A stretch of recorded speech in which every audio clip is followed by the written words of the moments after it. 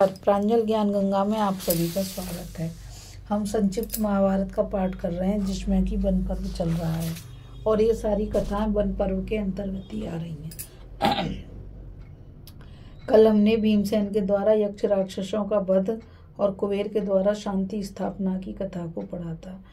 आज हम धौम्य का युधिष्ठिर को नाना स्थान दिखाना और अर्जुन का गंधमादन पर्वत पर लौटने की कथा को पढ़ेंगे, जो कि इस प्रकार है। वैशंपायन जी कहते हैं, शत्रु दमन जन्मेजय सूर्योदय होने पर मुनिवर धौम्य अपने आहिनिक कर्म से निवृत्त हो राजर्षि आश्रयण के साथ पांडवों की ओर चले। पांडवों ने उन दोनों के चरणों में प्रणाम किया और फिर हाथ जोड़कर अन्य सब ब्राह्मणों का भी अभिवादन किया। फिर धौम्य ने धर्मराज का हाथ पकड़कर पूर्व दिशा की ओर संकेत करते हुए कहा, महाराज, यह जो समुद्र पर्यंत पृथ्वी पर फैला हुआ महापर्वत दिखाई दे रहा है, इसका नाम मंदराचल है। देखिए इसकी कैसी शोभा हो रही है। आहा, पर्वतमाला और हरी भरी बनावली से यह दिशा कैसी रमणीय जान पड़ती है। यह दिशा इंद्र और कुबेर का निवास स्थान कही जाती है।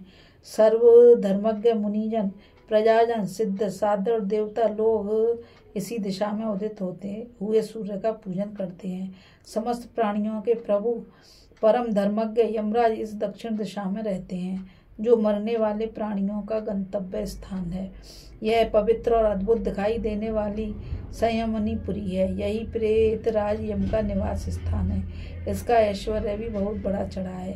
इधर पश्चिम की ओर जो पर्वत दिखाई देता है उसे अस्तांचल कहते हैं। महाराज वरुण इस पर्वत और महासमुद्र में रहकर प्राणियों की रक्षा करते हैं। यह सामने उत्तर दिशा को आलोकित करता हुआ परम प्रतापी मेरु पर्वत खड़ा हुआ है।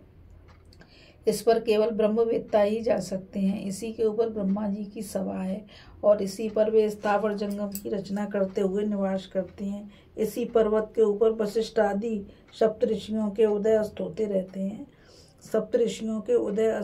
रहते हैं।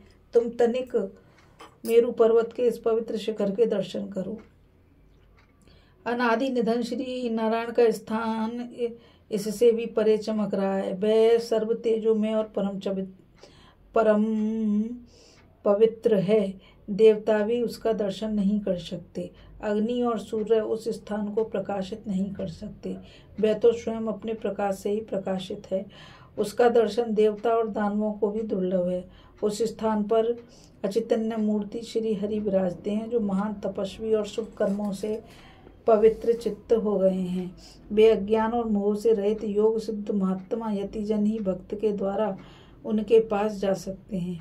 वहां जाकर वे फिर इस लोक में नहीं आते। राजन, यह परमेश्वर का स्थान ध्रुव, अक्षय और अविनाशी है। तुम इसे प्रणाम करो। देखो, सूर्य, चंद्रमा और समस्त तारागण अपनी अपनी मर्यादा में रहकर सर्वदा इस पर्वतराज मेरु की ही प्रदक्षिणा किया करते हैं। इसकी परिक्रमा करते हुए ही नक्षत्रों के सहित चंद्रमा पर्व संधियों का समय आने पर महीनों का विभाग करते हैं तथा महातेजस्वी सूर्य वर्षा, वायु और ताप रूप सुख के साधनों से प्राणियों का पोषण करते हैं। हे भारत, भगवान सूर्य ही समस्त जीवों की आयु और कर्मों का विभाग करके दिन रात, कला, काष्ठा आदि काल के अवयवों की रचना करते हैं। वैशंपायन जी कहते हैं, राजन, फिर उत्तम व्रतों का पालन करने वाले पांडव लोग उस पर्वत पर ही निवास करने लगे। अर्जुन अस्त्र विद्या सीखने के लिए इंद्र के पास गए थे। वे 5 वर्ष तक इंद्र के भवन में रहे और उन्होंने देवराज से अग्नि, वरुण, चंद्रमा, वायु, विष्णु, इंद्र, पशुपति, परमेष्टि, ब्रह्मा, प्रजापति, यम, धाता, सविता, त्वष्टा और कुबेर आदि देवताओं के अस्त्र प्राप्त किए हैं। फिर इंद्र ने उन्हें घर जाने की आज्ञा दे दी। तब वे उन्हें प्रणाम कर बड़ी खुशी खुशी गंधमादन पर्वत पर लौट गए। अभी आप कथा में धौम्य का युधिष्ठिर को नाना प्रकार के स्थान दिखाना और अर्जुन का गंधमादन पर्वत पर लौट आने की कथा को सुना रहे थे। अब आगे की कथा में हम अर्जुन की प्रवास कथा, किरात का प्रसंग और लोकपालों से अस्त्र प्राप्त करने की कथा को पढ़ेंगे। इस कथा में बस इतना ही। मुझ गीता रावत को आज्ञा दीजिए। कल फिर मिलेंगे एक नई कथा के साथ। और इस चैनल को लाइक, शेयर और सब्सक्राइब करना ना भूलिए, ताकि यह अमूल्य ज्ञान अधिक से अधिक लोगों तक पहुंच सके। इस कथा में बस इतना ही। राधे राधे, जय श्री कृष्णा, नमस्कार।